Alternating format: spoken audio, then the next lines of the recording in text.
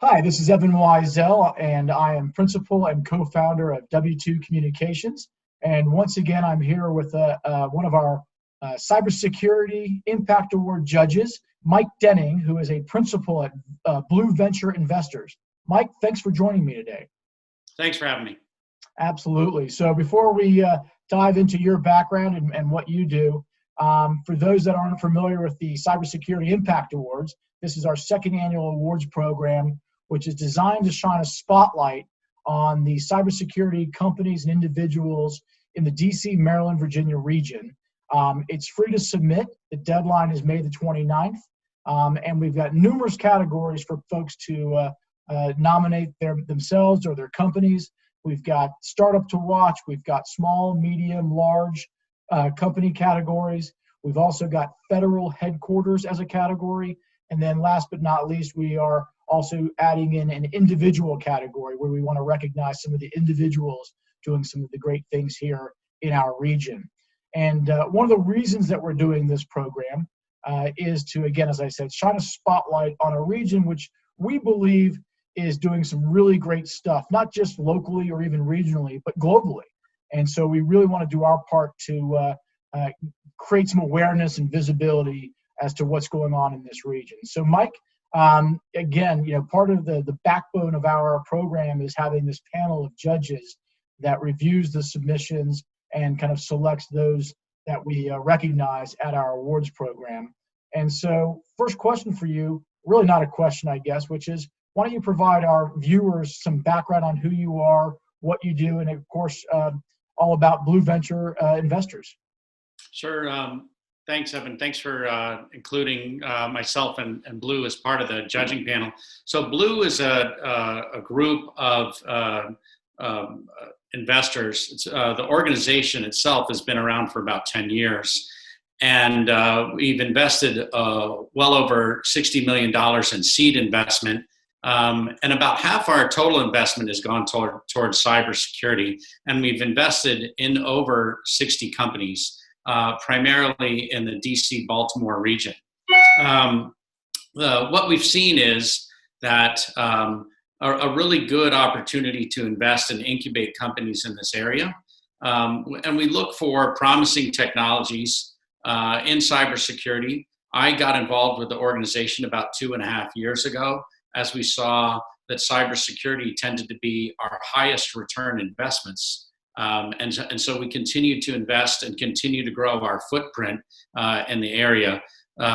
Blu Venture Investors in particular has about 25 principal investors. All of us have prior operating experience. So we bring that operating experience to early ventures.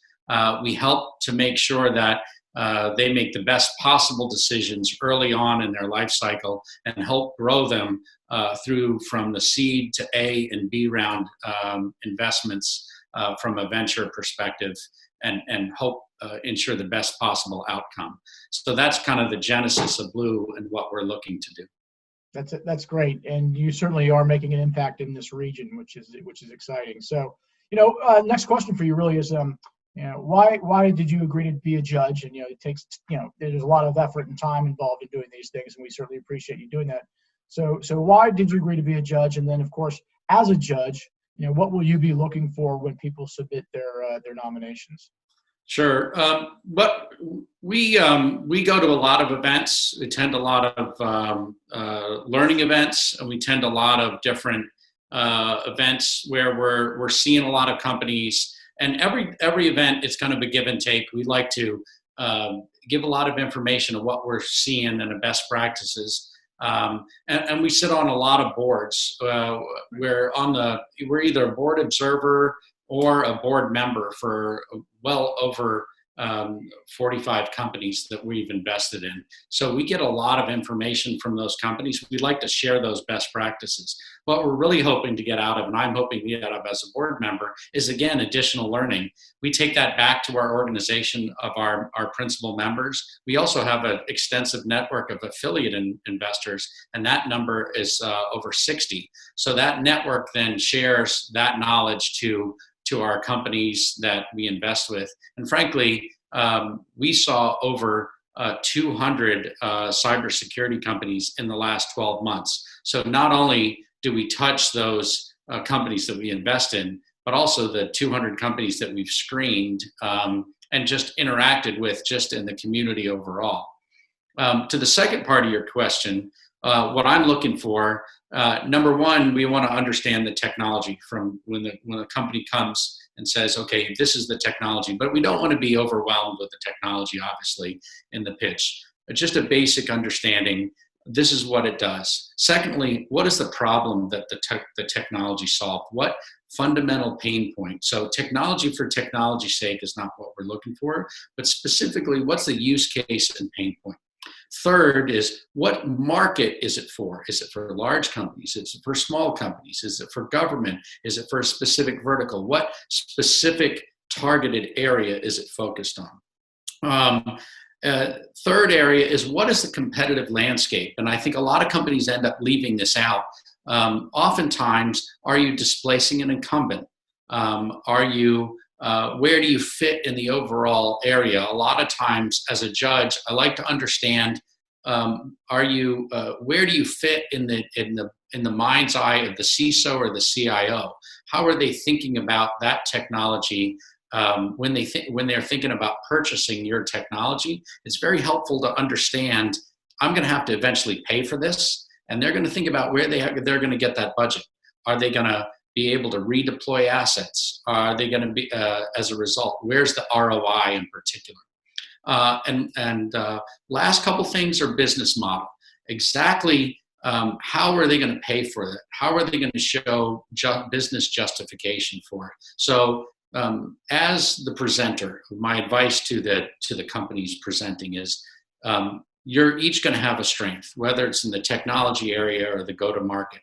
Think about that strength and thinking about minimizing that, and make sure you focus on not just either the technology or the business area, but make sure you highlight all factors of it.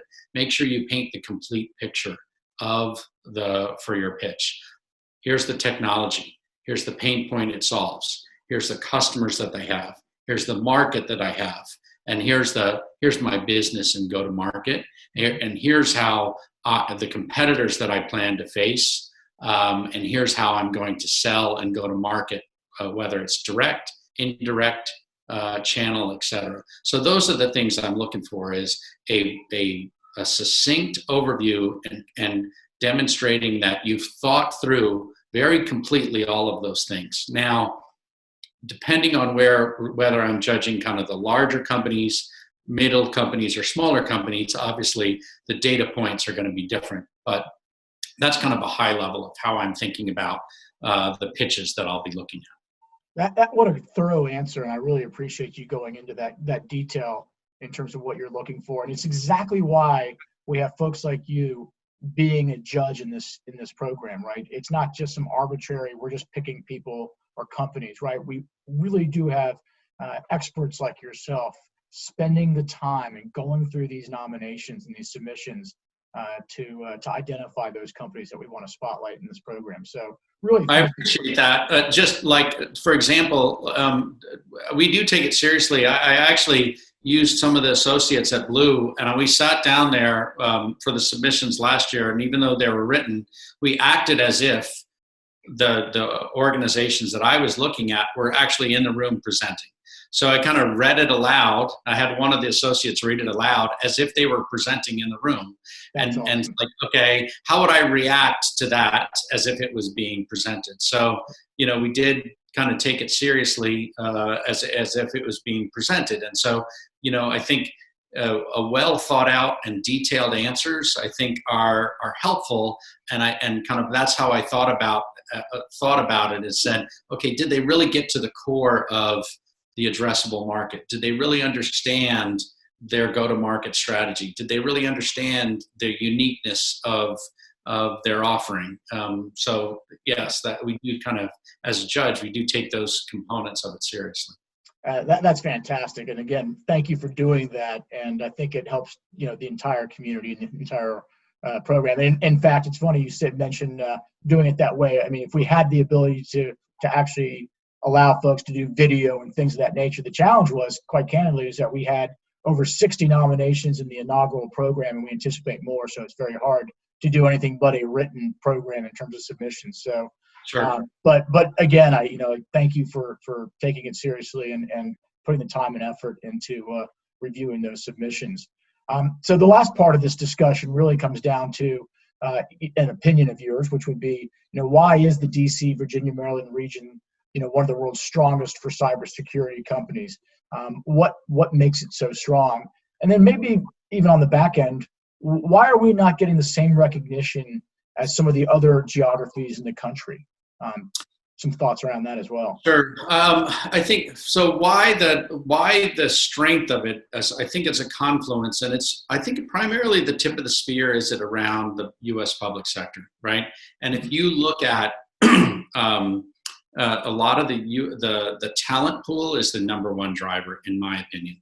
If you look at the talent pool around cybersecurity and where the original kind of early nation state threats, the original threats against identities, the threats against the network, the original confluence of how the internet was built, the largest network telecom providers, they were all here, right? If you look at how the internet was built.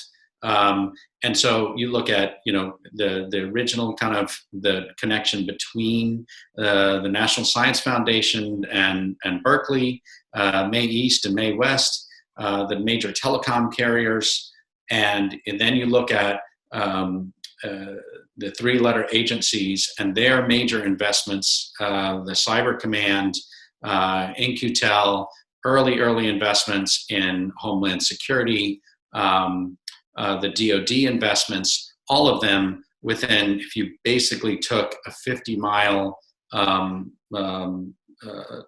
circumference and dropped it around DC, Baltimore area, you'd see a significant number of cybersecurity talent around the internet and the amount of internet traffic flowing through that area. So I'd say the number one thing is the amount of the cybersecurity talent that's in this area that has driven that. Number two is then from that necessitated cybersecurity expertise that were needed to kind of watch over the network. So the original, I think, focus area has been around network security. That has since branched out to identity and access management, and you've seen it move around and beyond that. But I think that pool has continued to grow. The threats against the nation states attacks, insider threats, et cetera. And other pockets obviously have picked up, Silicon Valley, Boston, and New York, et cetera, and certainly Israel with the threats all around Israel. And I always say, look, if you're being threatened on all sides, you're going to get good at security, whether it's physical security or cybersecurity. I think the area where DC, I think, the reason why I think to elevate DC as a area is go to market. If there's one area that DC lacks clearly and it needs greater strength is in sales, marketing, and go to market, and an increased focus on that area, greater skill set around that is what could really round it out. And if that would be one area that I would say we could need additional skill sets. And a lot of times I think maybe outside of DC area, they kind of pigeonhole, if you want good federal sales, yes, you come to the DC area. But there's also some good commercial sales talent in the area. And I think maybe the area is sometimes overlooked for that reason. Totally agree. Well, listen, Mike, again, thanks for spending a few minutes talking to me today.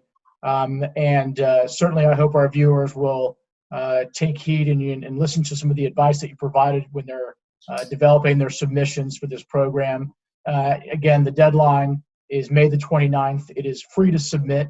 Again, we want to make sure that this is accessible to anyone that wants to participate. So if you're a startup or an individual that wants to, there's no cost.